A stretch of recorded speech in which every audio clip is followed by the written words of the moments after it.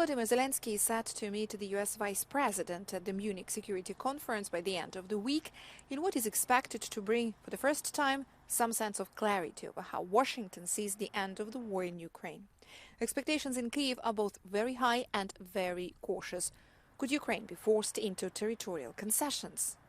What we could see in Ukraine is a situation where a peace agreement follows certain lines where Ukraine is able to avoid a de jure concession of territory to Russia.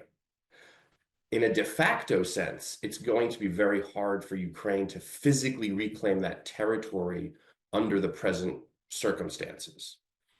But that if Ukraine can avoid a de jure solution that gives territory to Russia, it can at some point in the future reclaim that territory. Of course, we understand that deoccupying all of the occupied territories in the military way, it's probably very difficult, if not impossible, at least at this point where we are at in 2025. But saying that, hey, it's Russia, let's forget it, it cannot happen. And we do think that people on the occupied territories, which is basically a black hole with no human rights respect whatsoever, their interests have to be on the table as well.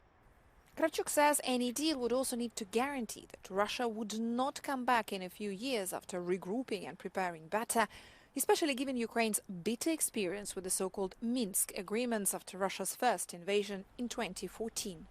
Minsk agreements was without United States, and it also proves that this format, just Europe, without involvement of President of the United States, doesn't really work. So what are the security guarantees? And I really hope that during Munich Security Conference, this issue will be addressed. We don't need another Minsk, but we also do not need another Budapest Memorandum. Well, obviously, Europe wouldn't be able to make up for it for the United States, either politically or in practical material terms.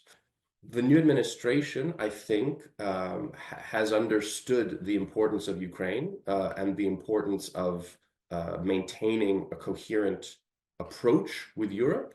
And so I would hope that continues.